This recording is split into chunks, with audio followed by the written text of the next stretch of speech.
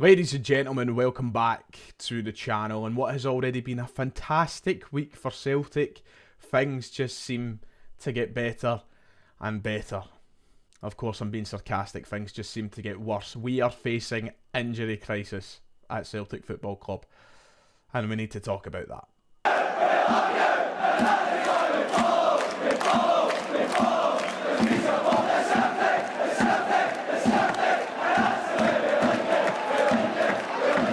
If you haven't already, please make sure to hit like and subscribe. We are very, very close to 40,000 subscribers, so let's try and get there before the end of the transfer window, hoping that Celtic will give us something to talk about before the end of the transfer window. It's absolutely free. Press both buttons below, and at 40k we will have a giveaway on the channel. So thank you all for the support, and let's keep that up. A video I've had to reluctantly make today.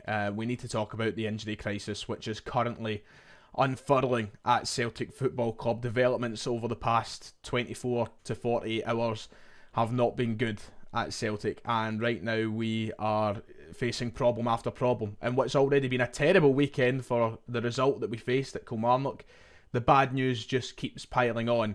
And as much as I don't want to talk about it, we're going to have to, because our defenders are dropping like flies. And with a trip to Ibrox looming in a couple of weeks' time, that ain't good. We're going to go through each player individually with the updates that have came out over the past day or two. So stick with me. We're going to start with Cameron Carter-Vickers, because all of our worst nightmares came true last night when tweets like this started to drop.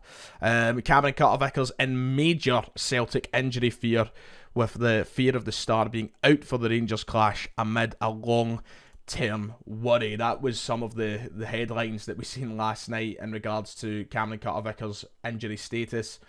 Yeah, not good.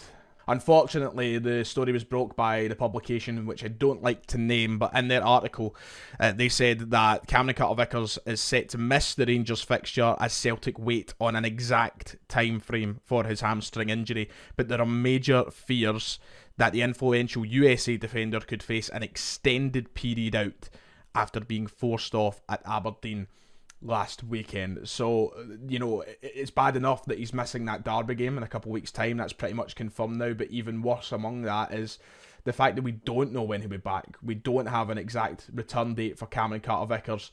And what we do know is he's probably set for a long time out. Hamstring injuries are never good.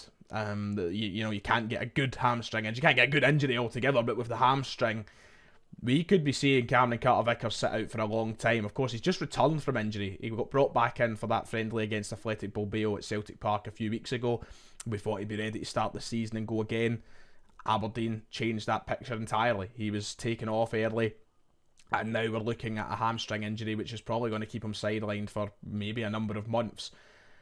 And when you think about the importance that he holds in this team, basically being the first name on the team sheet for a lot of people, him being out ain't good. I assume that we will get the evaluations and updates completed by the end of the international break. We might then have the full picture on how long Cameron Carter-Vickers will actually be out for. Celtic should be in a position where the players that they've signed, the centre-half recruitment that we've done, probably the area we've strengthened and built on the most, that should be enough to get us through until he's back. But more bad news just keeps coming. Mike Narvovsky has suffered the same fate, and in the same article as the update on Cameron Carter-Vickers, it reports that Mike Narvovsky picked up a hamstring injury in the closing stages of the Kilmarnock defeat, and that he now faces a spell on the sidelines and isn't expected to be back in time for the Ibrox match. So one of our new centre-half recruits, and one of the ones which has impressed me the most in his opening couple of games, he's now out as well. He will not be available for the tie against Rangers. He's also out with a hamstring injury, albeit this one doesn't sound as severe as Cameron Carter-Vickers' injury. But if you could describe Celtic's luck at the minute, it would be nail luck. Similarly to Cameron Carter-Vickers, we won't have an exact update on the amount of time that Mike Narvovsky will be sidelined until the manager speaks to us, until all the evaluations are complete. I assume that we'll get an update of sort before the St Johnstone game at the weekend. But it now leaves us awfully scarce in the centre-half department because they aren't the only two out. We now see them joining another two of our centre-halves who are on the sidelines too. Quick update on Stephen Welsh. Remember last week we went live to talk about his new contract, which was then subsequently followed by his injury. He's going to be out for at least 2 months, reports the Daily Record. Yes, 2 months he's out for. He was pictured at Celtic Park or at Lennoxtown even with crutches and a moon boot. We knew that wasn't to be good. He's out for 2 months, which means 3 of the 4 centre-halves that Brendan Rodgers was very happy with. He spoke about how he wanted 4 centre-backs, and he had his 4 centre-backs.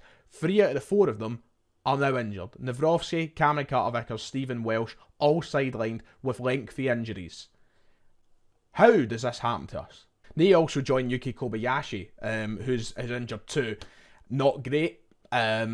Even though I don't think he was part of Brendan Rodgers' plans this season, still another centre-half injured. It leaves us with the grand total of Gustav Lagerbielke and Liam Scales. That is our options. Fantastic. Which means in total, in the defence alone, we are currently missing Cameron Carter-Vickers, Mike Narvovsky, Stephen Welsh, Yuki Kobayashi and Alistair Johnson. All of those players are currently out. All of those players will miss the derby fixture at Ibrox. Oh no. The timing of this is just so bad. It's at a time where a lot of Celtic fans are already anxious and annoyed at how we've been playing and the result at the weekend. To then find out this news heading into a couple of big games for us now, it's not great at all. Of course, you can't blame anyone for this. There's no one to point fingers at. These are injuries. You can't help them. They're unfortunate. But it doesn't leave us in a great position whatsoever. And it will not give us confidence heading into these games, which is exactly what we need at the minute. We need confidence. And now these guys are out. And we don't know much about these injuries until Brendan Rodgers speaks to the media at the end of the week. We probably won't hear from Rodgers for another couple of days. So that's an anxious wait for us fans to find out exact timeframes, and that's if we even get them before the St Johnstone game. As I said, I think that we might be holding on to the international break until we get final definite numbers on return dates. Just to throw this up on screen now, this is our current injury list that we have at Celtic with the return dates that are speculated on screen. Of course, these are not finalised, these are not confirmed, and some are unknown. But Cameron Carter-Vickers, Mike Narvovsky, Stephen Welsh, Rio Hatate, Alistair Johnson, Marco Tilio, James McCarthy, Mikey Johnson and Yuki Kobayashi all currently out via injury. Now, of course, some of these players, James McCarthy, Yuki Kobayashi, Mikey Johnson, I didn't expect to have any really big say this season, didn't expect them to be part of plans, but the fact that they are out through injury, it thins your squad right down. It takes away quality when it comes to the more important players, but it still thins the squad down, and that's not a good position to be in. Which means, just to finish us off here, that our realistic back four and goalkeeper for Ibrox on September 3rd, I'll put it on screen. This is what we're looking at. Joe Hart in goals, Tony Ralston at right back, with the centre-half pairing of Gustav Lagerbielke and Liam Scales, with the left back being Greg Taylor. I'm not going to say any more. You can form your own opinion of that. As I said, it's going to be an anxious wait to hear the update on the injuries. We'll keep you updated on this channel. Make sure to like and subscribe to keep up with it. But I wish the best to all the players with the recovery. And hopefully we get more good news than bad news, especially with big Cameron Carter-Vickers, because a lengthy spell for him away is just... Aye. Oh, God. Let's change things up to end off today's video, and I would say let's take it to a more positive place, but this really has no impact on us as Celtic fans, and I wasn't even going to cover it because does it matter, does it buggery, but wow, the Jota situation in Saudi Arabia, what is going on there, by the way? Jota is ready to become a free agent, only a month or so on, just over a month I think, since joining Saudi Arabian side Al-Ittihad. For 25-30 million euros, he's gone. Apparently he's leaving. It has been quoted by executives of the club about his departure as well. this was one of the tweets, just to bring up some context on screen. Al-Ittihad have confirmed Jota can leave the club as a free agent after joining the Yellow and Black a month and a half ago. Jota will be available as a free agent, and Atalanta are keen on signing him. Understand the fault is the rule on foreigners. Keep an eye on Salah. So there has been things said, there has been talk. I think people at the club have spoke about how Mohamed Salah is looking realistic to come into Al-Ittihad at the minute, which has pretty much pushed Jota out the door, with my understanding. Reasons aside for him leaving, it doesn't really bother me, it doesn't affect me whatsoever why he's leaving Al-Ittihad, but what a bizarre transfer saga to be involved in. Celtic have effectively pocketed £25 million for a club to turn round and release the player they spent £25 million on.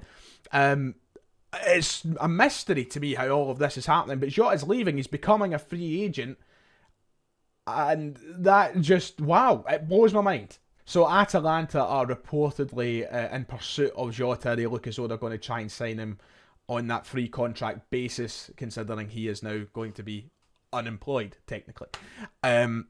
It's nuts. I don't know. I wonder what Jota's whole contract situation is here. Is he going to get paid that £192,000 a week contract that we heard of up front? Is he going to be an automatic millionaire here? What is going on? I want to know what's happening with Jota's contract. Is this man rolling in it?